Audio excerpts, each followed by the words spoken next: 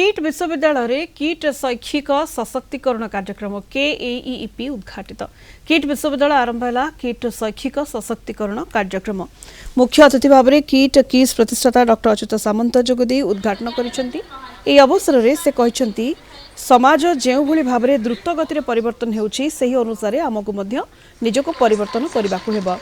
एथिपाई आम समस्त व्यवस्था मध्य रही पूर्ण श्रृंखलार सहित कार्य करबाकू पड़िबो। विश्वविद्यालय आभ्यंतरीण गुणवत्ता निश्चितकरण प्रकोष्ठ IQAC आनुकूल्य आयोजित यह कार्यक्रमटी आज आरंभ हुई जुलाई 3 तारिख पर्यंत चलिबो। यह कार्यक्रम मुख्य विषय वस्तु उच्च शिक्षार पुनर्विन्यास परामर्श और मानसिक चाप परिचालना होइतिला। सांप्रतिक शिक्षा व्यवस्था रे नूतन ज्ञान कौशल प्रयोग छात्र छात्री सठिक मार्गदर्शन एवं शिक्षादान समय सृष्टि होतिबा मानसिक चापर सफल परिचालना उपरे जोग देथिबा शिक्षाविद माने गुरुत्वारोप करथिले। किट किस छात्र छात्री द्वारा कार्यक्रम शेष में शेक्सपियर नाटक परिवेषण करा जायतिला।